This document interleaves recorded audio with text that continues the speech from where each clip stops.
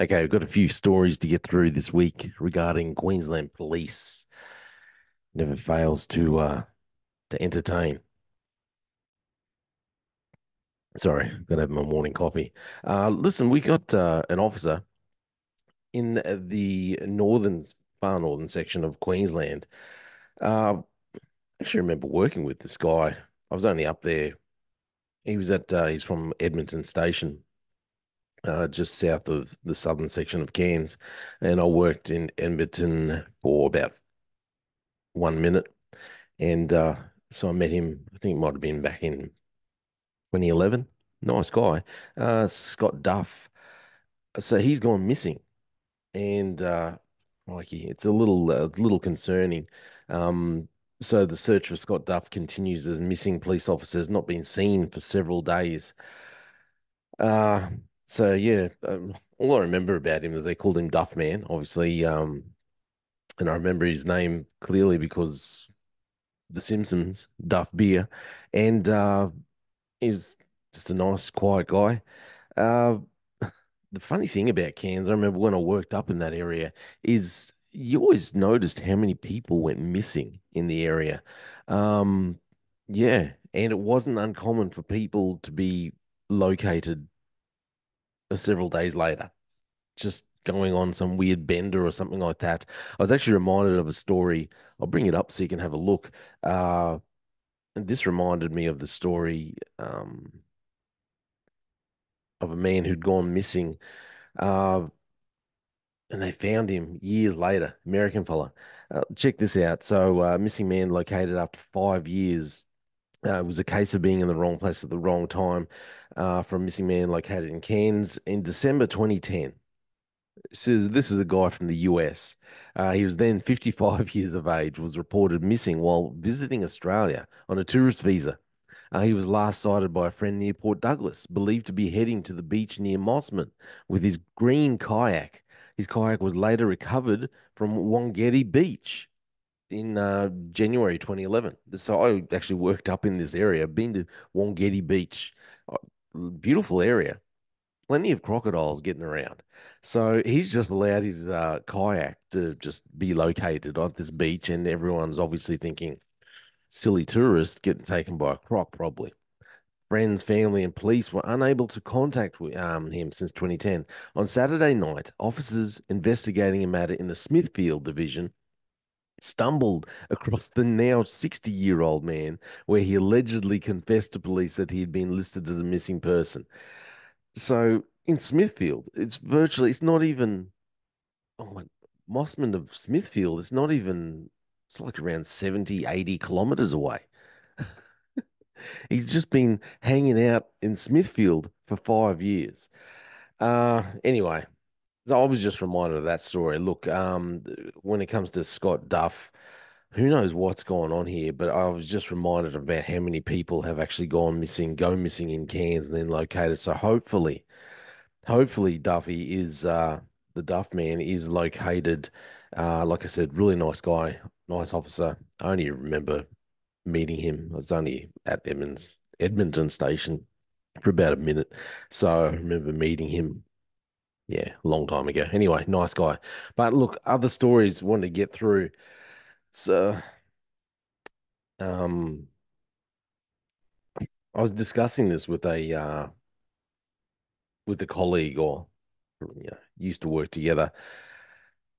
This police officer, I'll just go through this headline. Police officer to face trial for alleged rape of female colleague. Very concerning story. A Queensland police officer will go to trial in July for the alleged 1999 rape of his colleague after a Christmas party. Anthony John Clowes, who is still with the QPS but was suspended after he was charged in 2021, is accused of raping a female police officer in Gladstone. I notice how they say, but he's been suspended. Uh, it's a long time to be suspended. It's probably suspended with pay too. Um, wow. So Clowes and the officer were working from the Gladstone Criminal Investigation Branch, CIB, at the time of the alleged incident. The female officer alleged she awoke to Clowes raping her after a Christmas party. The following morning, the officer told her officer in charge, who's now Chief Superintendent Ray Rowida, can't remember how to say his name. She had to go to Brisbane. So she's told him she had to go. She said she later phoned Rowida and alleged she had been raped by Clowes. The woman said she did not make an official complaint to police until August 2021 out of fear her career would be ruined. Rowita told an earlier court proceeding that the female officer had phoned him the following day and made notes in his police diary after the conversation that she had used the term sexual harassment. He testified the woman had not used the term rape, and if a complaint of rape had been made by the complainant, he would have pursued things differently. Crikey. Clowes applied to the district court to have a permanent stay of the indictment on the grounds that any trial would be unfair because of the loss of evidence in relation to a Queensland Police Service mediation said to have taken place between him and the female officer. The prosecution opposed his application. The court decision states there was no available evidence or records of what the female officer disclosed to police at Brisbane Police Headquarters on the day after the Christmas party or in the following weeks. There was also no evidence or records of what the female officer disclosed during mediation with Clowes, the judgment said. The female officer, she said that she told several people over the 20 years about the alleged incident. District Court Judge Catherine McGuinness said while she accepted the loss of mediation and other records was unfortunate, she did not consider the loss of that evidence in light of other available evidence would occasion prejudice to Clowes. She said a jury could be directed accordingly to remedy any risk of unfairness. So I was talking to a former colleague and we were just discussing how for one, obviously the issue of having this complaint, this incident, alleged incident, happened Christmas 1999. So, well, now it's going on 25 years ago. Um, and we were just talking about okay, the decision to not make a complaint for over 20 years. Um, but when it's for some people, I know some people, and I know some people are going to make comments because there's a lot of people that make comments about these kinds of things. Um, it might seem strange. It might seem strange to some people not to make a complaint for that long. Although it might seem strange for someone if you're not in that environment, if you're not a police officer or something, it might seem strange to anyone that you would be raped and you would not make an official complaint.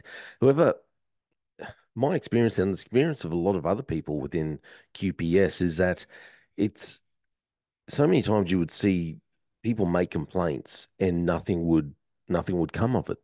Um, I know of, okay, I'll put down things that I've heard, let's put it this way, of people making complaints and then the complaints allegedly or supposedly being investigated and then come back saying, well, yeah, we've found nothing to support your complaint, and the complaint's been written off. In 1999, for a female officer, unfortunately, could even happen now, to be honest, but for a female officer to go through this ordeal and then having to think about, yeah, okay, how is this going to affect my career? I want to do this for the rest of my life, or till I'm 60 at least. But how is this going to affect my progression? Because if you make a complaint, the attitude quite often was that if you made a complaint, well, you'd be seen as a bit of a troublemaker and therefore pushed aside or, moved along, forced into other areas that you didn't want to go to. Um, I'm not sure whether she was actually confirmed as a detective at the time, or she might have been in training, or how it was. But she would have been fearing that, uh, she'd be pushed aside, she'd be forced to transfer to another area where she didn't want to work, forced to go to other areas which weren't as favorable. Obviously, if you're being detective, you know the areas you want to go to and the areas where you could would be more favorable for your career. I mean, you find sure enough that things could be very easily stifled if you're considered to be a troublemaker, if you're considered to be someone who just who's out to throw the other male colleagues under the bus. If you start making complaints which may be deemed as frivolous, even though it's not frivolous at all. But this is what can happen when you make complaints. Unfortunately, especially back, you know, 25 years ago. So for those of you who think, well, why did she wait that long? I get why she's waited that long and why she would have struggled with the whether or not she should make the decision to make a complaint. So disappointing that that it had to take so long before this female officer felt comfortable enough. I don't know if it's comforting or just felt like maybe now in the 2020s she would actually be able to find justice. She would actually be able to find make this complaint, formal complaint, and it would be taken seriously. It's very disappointing to know, even if she did not use the term rape, she didn't use the words rape. Even the fact that if she did say that she was sexually harassed, the doesn't it speak a lot into the culture of Queensland Police that Rowita, the OIC, didn't investigate it further, didn't didn't look into it further and say, well, you know, press the point. Well, what actually happened? If this was a sexual harassment, what actually happened? Let's find out what actually happened and see if this needs to go further. Or maybe this female officer is just feeling so threatened that she doesn't want to tell us what happened. I mean, the fact that, you're in Gladstone, you're at a party, and the next day you feel so threatened that you just hightail it back to Brisbane and then ring your OIC, and supposedly use the phrase sexual harassment. And then he makes a note of it, but doesn't think maybe we should be investigating this further and seeing exactly what happened. And then she has to live with this pain, this torment for over 20 years, telling telling other people along the way. But yeah, like I said, unfortunately, I know of several people that have made complaints. It all gets supposedly investigated, and then you're told that no, you're wrong. And we've investigated it thoroughly. Unfortunately, it does not surprise me. It doesn't surprise me at all that this female officer felt like felt like she couldn't come forward and make an official complaint of rape. Excuse me while I have my morning coffee. Very disappointing, but that's the QPS that we had at the start of this century, and unfortunately, I think it's still the QPS that we have today. Maybe if you rang up now and said, "Hey, sexual harassment," it would be taken a bit more seriously. But so many complaints that I know of not taken seriously, supposedly investigated not very thoroughly. People's complaints, people's issues not taken seriously. And then people pushed aside, people so concerned that, hey, this is just going to affect my career. They don't want to come forward. Or people I know that have come forward and then regretted it because they just put through the ringer and realize that if you don't know the right people, if you don't know enough people, or if you're not in the right place, you're just going to be you're going to be shunned. You're going to be treated like a leper. I just hope that justice prevails in the long term. But QPS, our Queensland Police Service, still not failing to disappoint. That's my opinion. Thanks for listening to The Slippery Slope.